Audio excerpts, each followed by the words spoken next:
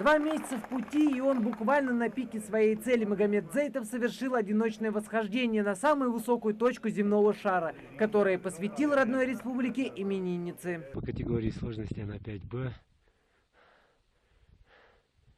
Вот.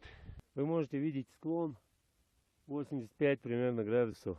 Сильный ветер и порой опускающаяся температура до минус 60 по статистике. Из 10 восхождений на Эверест один случай приходится с летальным исходом. Магомед вернулся целым и невредимым, вот только слегка исхудавшим. Я услышал, что 21 мая погода действительно очень хорошая, и решил, что эта дата, так как эта дата для меня имеет большое значение, я в этот день родился, я решил, что давай-ка я попробую, наверное, стоит в этот день начать штурм. Вперед, и только такую вот цель ставил перед собой Магомед: зайти на Эверест и поздравить жителей республики с 25-летием самой высокой точки земного шара. Свою миссию альпинист выполнил. Мы непосредственно поднимались вместе с солнцем, то есть выходило солнце, появлялся рассвет, становилось все светлее и светлее, и мы становились все выше и выше.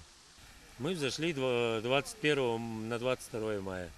Тот, кто планирует подняться на вершину, должен понимать, что у него есть шанс не вернуться. При подъеме далеко не все зависит от мастерства, уверяют опытные альпинисты.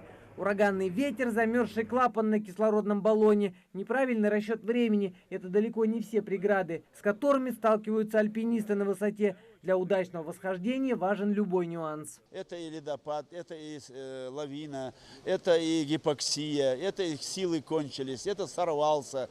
Поэтому 7 вариантов не вернуться.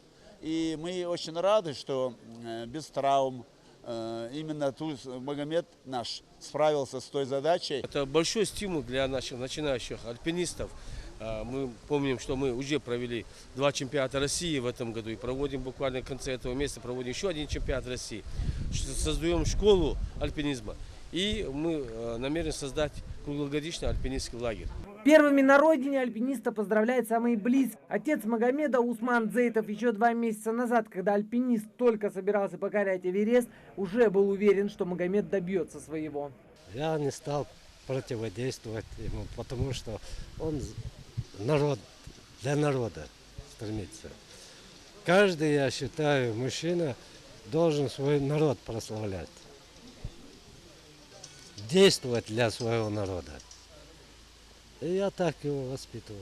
Никакие трудности не останавливают тех, кто хочет испытать себя на прочность. Уверен альпинист: подняться на ту вершину, которой не каждому покориться, увидеть собственными глазами новый горизонт.